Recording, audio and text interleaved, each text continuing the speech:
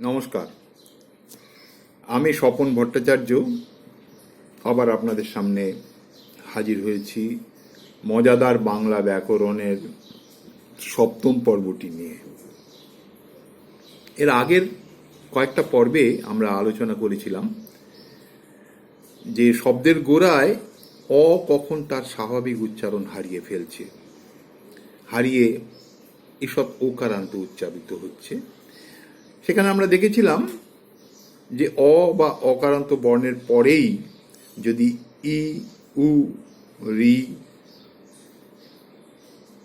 জফলা, কয়মূর্ধন্যস্বয় খিয়, বর্গীয় জ, ইয়, ঙ এগুলো থেকে থাকে, তাহলে গোড়ার অকারান্ত বর্ণটা তার স্বাভাবিক উচ্চারণ হারিয়ে ওকারান্ত হয়ে যাচ্ছে।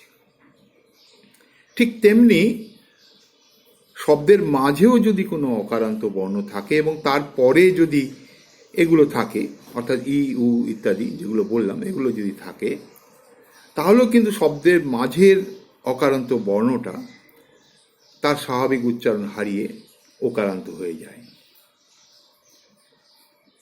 উদাহরণ হিসেবে যদি বলা যায়, একটা শব্দ আরতি।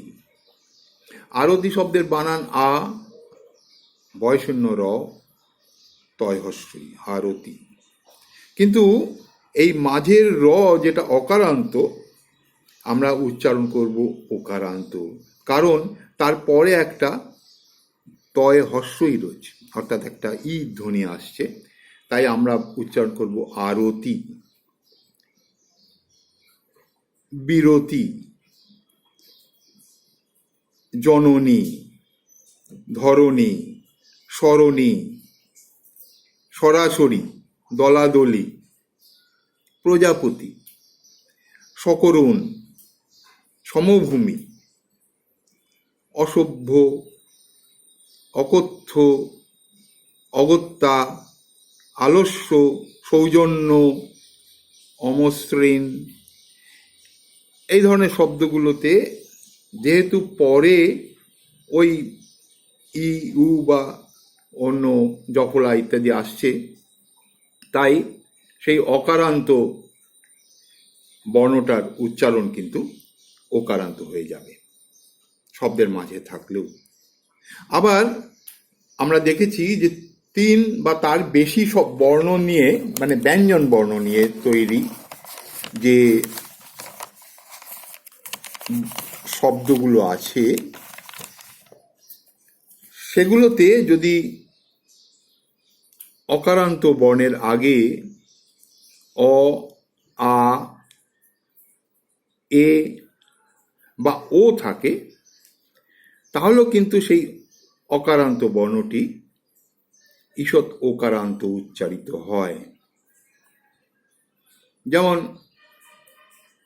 একটা শব্দ বলি, বাদল। বাদল বানান হচ্ছে বয়াকার দ, ল, কিন্তু উচ্চারণ আমরা মাঝের যে বর্ণটা দ অকারান্ত হলেও সেটা উচ্চারণ করব ওকারান্ত। বাদল। ছাগল, পাগল, বাঁদর, আদর,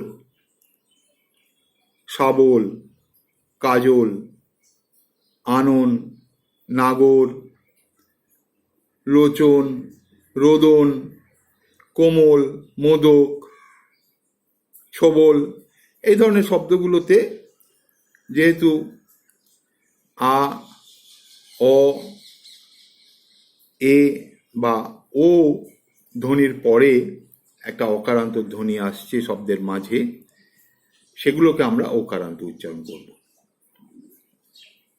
আমরা এর আগে দেখেছি শব্দের গোড়ায় যদি অকারান্ত বর্ণের পরে ই বা উ থাকে,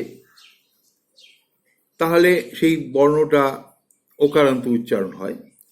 কিন্তু একাধিক বর্ণের ক্ষেত্রে দেখা গেছে যে ই বা উ এর পরে যদি কোনো অকারান্ত বর্ণ আসে, পরে, আগে এলে ওকারান্ত হচ্ছে, কিন্তু পরে যদি আসে, তাহলে সাধারণভাবে দেখা গেছে যে এর স্বাভাবিক উচ্চারণ কিন্তু হারায় না, অর্থাৎ অকারান্ত বর্ণটি তখন কিন্তু আর তার স্বাভাবিক উচ্চারণ হারিয়ে ফেলছে না। যেমন আপনাদের সামনে যদি একটা উদাহরণ দিই, দীপক, এর পরে প একটা অকারান্ত বর্ণ এলেও তার উচ্চারণ কিন্তু স্বাভাবিক উচ্চারণ থাকছে। দীপক, দীপক হচ্ছে না, দীপক। কিচক, কীটঘ্ন, কিরণ, হিরণ, কুজন, সুজন, বিফল,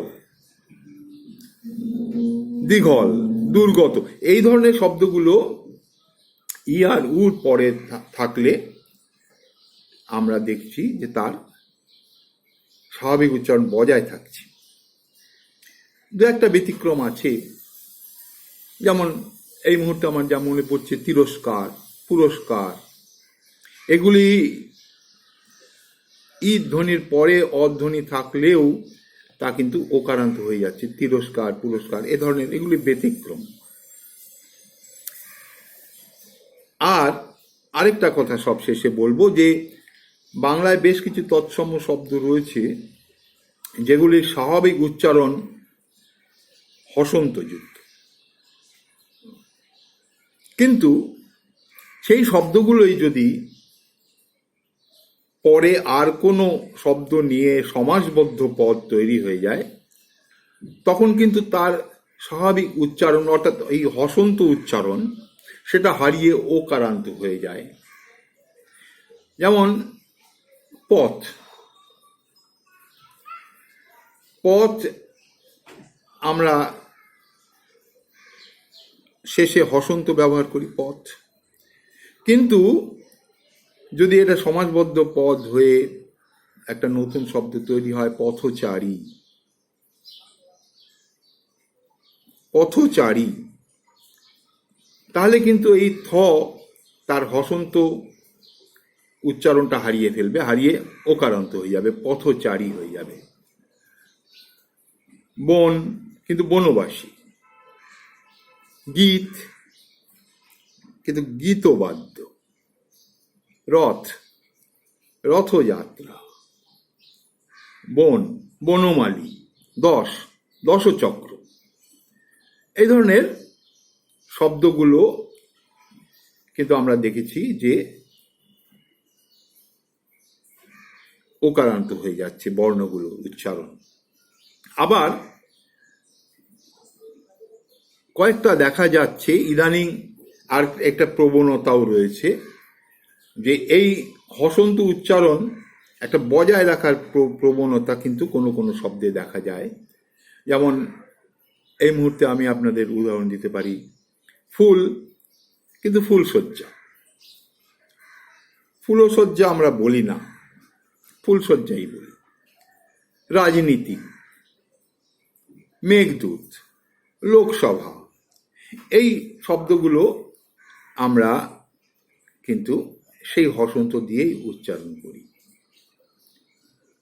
এই ছিল শব্দের মাঝের অকারান্ত বর্ণগুলির উচ্চারণ নিয়ে আলোচনা।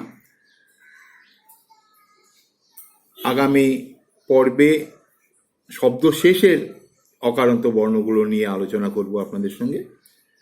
আজ এই পর্যন্ত। আপনাদের যদি এই ভিডিওটি ভালো লেগে থাকে এবং যদি ইতোমধ্যে শেয়ার না করে থাকেন তাহলে অবশ্যই শেয়ার করবেন। সাবস্ক্রাইব না করে থাকলেও সাবস্ক্রাইব করবেন আমি আশা করব, আর সেই সঙ্গে একটা লাইক দিলে আমি খুশি হব। আজ এই পর্যন্ত, নমস্কার, ভালো থাকবেন।